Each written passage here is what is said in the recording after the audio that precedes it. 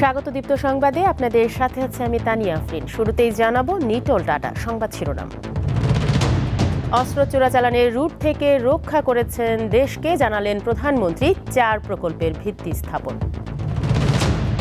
বঙ্গোপসাগরে সৃষ্টি হচ্ছে ঘূর্ণিঝড়, 4 বন্দরে সতর্কতা, প্রাণ রক্ষায় উপকূলীয় জেলায় প্রস্তুতি সভা। এবং যুক্তরাষ্ট্রের বিপক্ষে হোয়াইট ওয়াশ এড়াতে রাতে মাঠে নামবে বাংলাদেশ, শান্ত বাহিনীর মান রক্ষার দায়।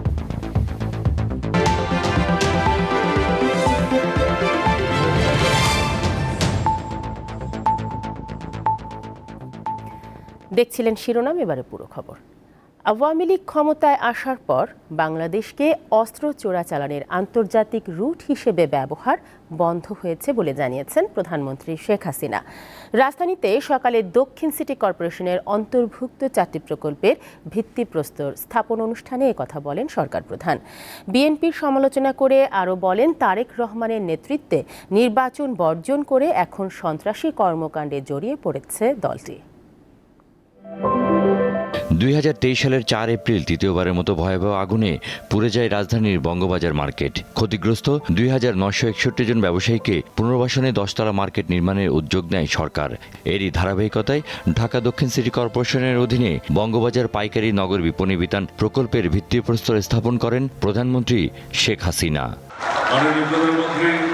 প্রধানমন্ত্রী বলেন, ক্ষতিগ্রস্ত ব্যবসায়ীদের বেঁচে থাকার অবলম্বন হবে এই মার্কেট। ঢাকাকে নিয়ে সরকারের পরিকল্পনা তুলে ধরে বিদ্যুৎ ও পানি ব্যবহারে সবাইকে সাশ্রয়ী হওয়ার পরামর্শ দেন তিনি। এটা হয়ে গেলে পরে সুষ্ঠুভাবে সুন্দরভাবে পরিবেশে আপনারা আপনাদের ব্যবসা চালাতে পারবেন।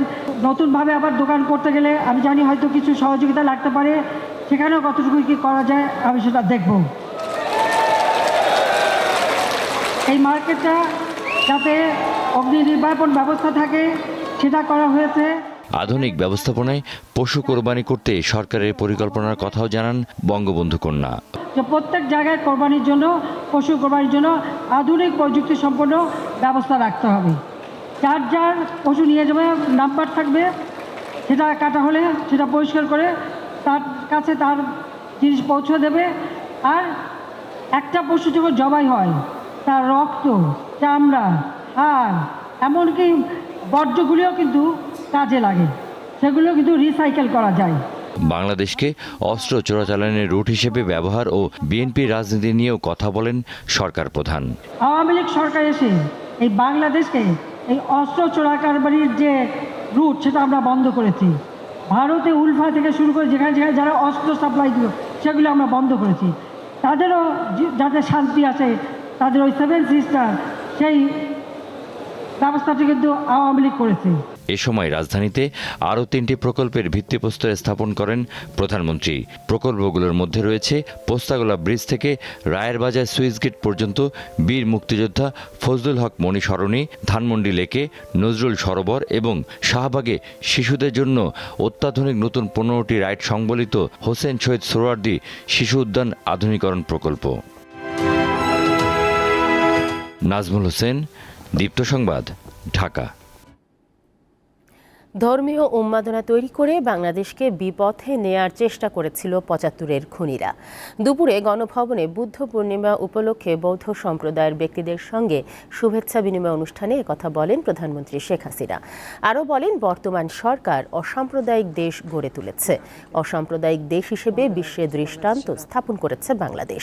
প্রধানমন্ত্রী জানান, ধর্ম বর্ণ বলে কোনো কথা নেই, এই সরকার মানুষের কল্যাণে কাজ করছে। ধর্মনিরপেক্ষতার ব্যাখ্যাও এটা বিকৃত করে দেওয়ার চেষ্টা করা হয়েছিল। প্রকৃতপক্ষে যার যার ধর্ম সে পালন করবে, এটা হলো ধর্মনিরপেক্ষতা। ধর্মনিরপেক্ষতা মানে ধর্মহীনতা নয়। কিন্তু এই ধর্মহীনতা বলেও কোনো কোনো গোষ্ঠী এটাকে অপব্যাখ্যা দেওয়ার চেষ্টা করেছে। দুর্ভাগ্য যে 15 আগস্টের পরে সেই সাম্প্রদায়িকতা আমরা দেখেছি। কিন্তু যা হোক, আমরা সরকারে আসার পর থেকে, আওয়ামী লীগ সরকারে আসার পর থেকে কিন্তু আমরা সারা দেশের মানুষের মাঝে এই চেতনাটা আনতে সক্ষম হয়েছি যে যার যার ধর্ম সে স্বাধীনভাবে পালন করতে পারবে। বঙ্গোপসাগর ও তৎসংলগ্ন এলাকায় সৃষ্টি হওয়া গভীর নিম্নচাপটি রূপ নিতে পারে ঘূর্ণিঝড়ে। এ তথ্য জানিয়েছে আবহাওয়া অধিদপ্তর। এর প্রভাবে চট্টগ্রাম, কক্সবাজার, মোংলা ও পায়রা সমুদ্র বন্দরে ১ নম্বর দূরবর্তী সতর্ক সংকেত দেখাতে বলা হয়েছে। ঘূর্ণিঝড়ে রূপ নিলে তখন এর নাম হবে রেমাল। আবহাওয়া অধিদপ্তরের বিজ্ঞপ্তিতে জানানো হয়, নিম্নচাপ কেন্দ্রের মধ্যে বাতাসের একটানা সর্বোচ্চ গতিবেগ ঘন্টায় ৪৮ কিলোমিটার, যা দমকা অথবা ঝোড়ো হাওয়ার আকারে ঘন্টায় ৫০ কিলোমিটার পর্যন্ত বৃদ্ধি পাচ্ছে। নিম্নচাপ কেন্দ্রের নিকটবর্তী এলাকায় সাগর উত্তাল রয়েছে। আজকে রাত ৯টা নাগাদ এটা ঘূর্ণিঝড়ের রূপ নিতে পারে। এটা এখন উত্তর বঙ্গোপসাগরে চলে আসছে। 18.2 ডিগ্রি উত্তর অক্ষাংশ, তার মানে 18 ক্রস করলেই উত্তর বঙ্গোপসাগর। এই জন্য আমরা এখানে ৩ নম্বর স্থানীয় সতর্ক সংকেত দেখে যেতে বলা হয়েছে। এদিকে সম্ভাব্য ঘূর্ণিঝড় থেকে জানমাল রক্ষায় প্রস্তুতি চলছে উপকূলীয় জেলাগুলোয়। এর অংশ হিসেবে পটুয়াখালীতে জরুরি সভা করেছে জেলা দুর্যোগ ব্যবস্থাপনা কমিটি। সভায় জানানো হয়, দুর্যোগ মোকাবেলায় জেলায় 703টি সাইক্লোন শেল্টার, 35টি মুজিব কিল্লা, 730 মেট্রিক টন চাল ও প্রায় 10 লাখ নগদ টাকা প্রস্তুত রাখা হয়েছে। প্রাকৃতিক দুর্যোগ মোকাবেলায় বরগুনা জেলা প্রশাসনের পক্ষ থেকেও সকল ধরনের প্রস্তুতি নেওয়া হয়েছে। দুর্যোগ মোকাবেলায় 3টি মুজিব কিল্লা সহ 673টি সাইক্লোন শেল্টার প্রস্তুত করা হয়েছে, যেখানে 3,21,244 জন মানুষ আশ্রয় নিতে পারবেন। সম্ভাব্য ঘূর্ণিঝড়ের খবরে উপকূলীয় জেলা বাগেরহাটের নদী তীরবর্তী এলাকায় বসবাস করা মানুষের মাঝে আতঙ্ক দেখা দিয়েছে। দুপুর 12:30টার দিকে শুরু হয়েছে বৃষ্টিপাত। নদীতে থাকা মাছ ধরা ট্রলারগুলো ফিরে এসেছে ঘাটে। কোস্টগার্ডের পক্ষ থেকে চালানো হচ্ছে জনসচেতনতামূলক প্রচারণা। জানেন যে আমাদের এই জেলাতে মোট 673টি আমাদের ঘূর্ণিঝড় আশ্রয় কেন্দ্র আছে এবং 3টি মুজিব কেল্লা আছে। এই আশ্রয় কেন্দ্রের সময় আমাদের প্রায় 3,21,244 জন মানুষ এই ঘূর্ণিঝড় কেন্দ্রগুলো আশ্রয় নিতে পারবেন। এবং আমাদের যে বিভিন্ন সংস্থা, বিশেষ করে সিপিপি, রেড ক্রিসেন্ট এবং অন্যান্য যে এনজিও আছে, বিশেষ করে ব্র্যাক, জাগোনারি, রোভার স্কাউট সহ আমাদের এই জেলায় সর্বমোট 9,615 জন স্বেচ্ছাসেবী আমাদের এই প্রস্তুত থাকবে যে কোনো দুর্যোগ মোকাবেলার জন্য। দর্শক, ঘূর্ণিঝড়ের বিষয়ে বিস্তারিত জানাতে বরগুনা থেকে সরাসরি যুক্ত হচ্ছেন আমাদের সহকর্মী শাহ আলী। শাহ আলী, জেলায় ঘূর্ণিঝড়ের কোনো প্রভাব শুরু হয়েছে কি এখন, আর দুর্যোগ মোকাবেলায় কি ধরনের প্রস্তুতি নেওয়া হচ্ছে প্রশাসনের পক্ষ থেকে, সে বিষয়ে আমাদের জানাবেন। তানিয়া আফরিন, আপনি যেটা বলছিলেন, একটা দক্ষিণ অঞ্চলের উপকূলীয় জেলা বরগুনা, এই জেলায় যে ঘূর্ণিঝড় সম্ভবত যে রেমাল হবে সেটার জন্য যে প্রস্তুতি নিয়েছেন বরগুনার যে স্বেচ্ছাসেবী সংগঠন থেকে শুরু করে সকল সংগঠনের কিন্তু প্রস্তুতি ইতিমধ্যে নেওয়া শেষ হয়েছে এবং এখানে কিন্তু জরুরি সভাও করেছেন জেলা প্রশাসক। সেখানে জরুরি সভায় উপস্থিত ছিলেন সকল উপজেলা থেকে আসা এবং জেলার যারা এখানে কর্মকর্তারা রয়েছেন বিভিন্ন স্বেচ্ছাসেবী সংগঠনের, তারা কিন্তু উপস্থিত ছিলেন। সেখানে যেই সকল বিষয়গুলো তুলে ধরা হয়েছে যে বরগুনায় যে একদম যে নদীর পাড়ে যে বেড়িবাঁধগুলো রয়েছে, প্রায় 20 কিলোমিটার বেড়িবাঁধই সেখানে কিন্তু নাজুক রয়েছে, যেটা বড় ধরনের ঘূর্ণিঝড় হলেই কিন্তু সেই বেড়িবাঁধ পেরিয়ে কিন্তু পানি প্রবেশ করবে, সেটা নিয়ে কিন্তু দুশ্চিন্তা রয়েছেন এই উপকূলীয় মানুষ। এবং সবচেয়ে বেশি কিন্তু ক্ষতি হয়েছিল এই 7 সালে বরগুনা, এবং সেখানে কিন্তু কয়েক হাজার মানুষ মারা গিয়েছিলেন তখন। সেই কিন্তু সেই 7 সালের সিডর কিন্তু মনে পড়লে এখনো মানুষের বুক কেঁপে ওঠে। বিশেষ করে এখন যে আশ্রয়ণ প্রকল্পগুলো করা হয়েছে, সেই আশ্রয়ণ প্রকল্পগুলো কিন্তু একদম নদীর পাড়েই, সেই নদীর পাড়ে মানুষগুলোই বেশি এখানে কিন্তু তারা যখন ঘূর্ণিঝড়ের কথা শুনে তখনই তারা কিন্তু আতঙ্কে থাকে। এখানে কিন্তু বেশ কিছু যে মুজিব কেল্লা রয়েছে 3টি, সেই মুজিব কেল্লা এবং এখানে এখানে যে আশ্রয় যে সাইকেল শেল্টার রয়েছে সেই সাইকেল শেল্টারগুলো প্রস্তুত করা হয়েছে।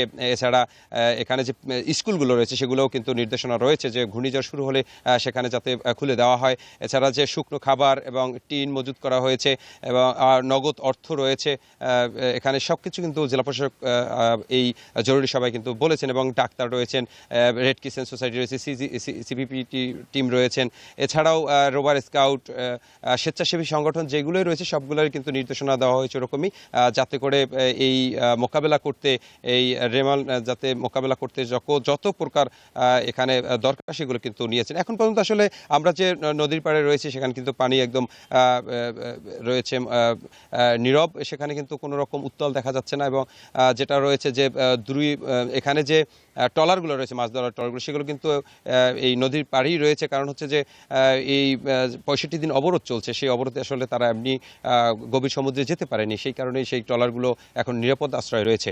এই ছিল বরগুনা থেকে আমার কাছে সর্বশেষ তথ্য। তানিয়া আফরিন। বরগুনা থেকে ঘূর্ণিঝড়ের প্রভাব ও প্রস্তুতি সম্পর্কে জানাচ্ছিলেন শাহালি। সড়ক পরিবহন ও মহাসড়ক বিভাগের জারি করা মোটরযানের গতিসীমা সংক্রান্ত নির্দেশিকা মানছেন না কেউই। বিশেষ করে মোটরসাইকেল চালকরা নির্দেশনা উপেক্ষা করছেন সবচেয়ে বেশি। আইন ভাঙাই যেন তাদের কাছে আইন। বিশেষজ্ঞরা বলছেন, একই রাস্তায় যানবাহনের ভিন্ন ভিন্ন গতি নির্ধারণে ক্ষতি বেশি হবে। গত এক যুগ ধরে দেশের সড়ক যোগাযোগ খাতে এসেছে ব্যাপক উন্নয়ন। এ সময় সারা দেশে বহু নতুন সড়ক যেমন নির্মাণ হয়েছে, আবার পুরানো সড়কও করা হয়েছে সংস্কার। ফলে গতি এসেছে সড়ক মহাসড়কে। তবে সড়ক যোগাযোগে উন্নয়ন ঘটলেও ফেরেনি শৃঙ্খলা। প্রায় প্রতিদিনই দুর্ঘটনায় সড়কে ঝরছে প্রাণ। এমন অবস্থায় দেশের দুর্ঘটনার হার কমিয়ে আনতে সব ধরনের সড়কে যানবাহনের সর্বোচ্চ গতিসীমা বেঁধে দিয়েছে সরকার। নতুন নীতিমালা অনুযায়ী দেশের এক্সপ্রেসওয়ে ও মহাসড়কে যানবাহন চলাচলের সর্বোচ্চ গতিসীমা 80 কিলোমিটার, নগর মহানগরে তা 40 কিলোমিটার, আর রাজধানী সহ সিটি কর্পোরেশনভুক্ত এলাকায় সর্বোচ্চ 30 কিলোমিটার গতিতে চলতে পারবে মোটরসাইকেল। তবে এখন প্রশ্ন হলো, নতুন নীতিমালা অনুযায়ী মোটরসাইকেল চালাচ্ছে কতজন চালক, তা দেখার জন্য বেছে নেয়া এই পন্থা।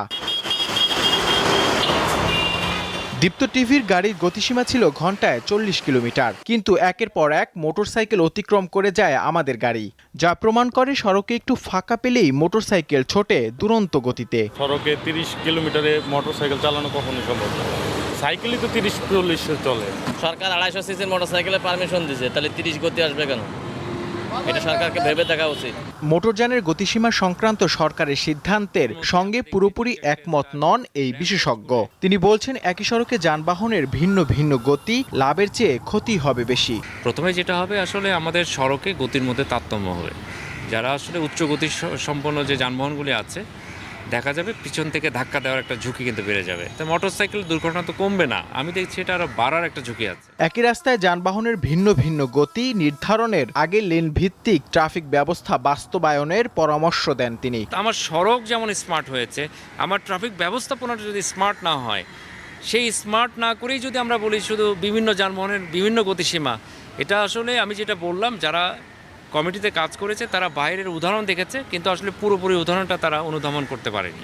গতি নিয়ে সরকারি নির্দেশনা থাকলেও ঢাকার বিভিন্ন স্থান ঘুরে দেখা যায়নি এ নিয়ে ট্রাফিক পুলিশের কোনো তৎপরতা। নূর আলম, দীপ্ত সংবাদ, ঢাকা। খেলার খবর। টি-20 সিরিজে যুক্তরাষ্ট্রের বিপক্ষে লজ্জাজনক হোয়াইট ওয়াশ এড়ানোর লক্ষ্যে রাতে মাঠে নামবে বাংলাদেশ। দুই দলের সিরিজের তৃতীয় ম্যাচ শুরু বাংলাদেশ সময় রাত 9টায়। প্রথম দুই ম্যাচেই আইসিসির সহযোগী দেশ যুক্তরাষ্ট্রের কাছে হেরে বসে টেস্ট খেলুড়ে সদস্য বাংলাদেশ। এতে নিশ্চিত হয় যুক্তরাষ্ট্রের ঐতিহাসিক এক সিরিজ জয়। আর প্রথম দল হিসেবে আন্তর্জাতিক টি-20তে হারের সেঞ্চুরির রেকর্ড গড়ে শান্তবাহিনী। সিরিজের দ্বিতীয় টি-20 ম্যাচে এই রেকর্ড যুক্ত হয় বাংলাদেশের নামের পাশে। এখন অন্তত শেষ ম্যাচটি জিতে ধবল ধোলাই এড়ানোর লক্ষ্য হাতুড়ুর শিষ্যদের।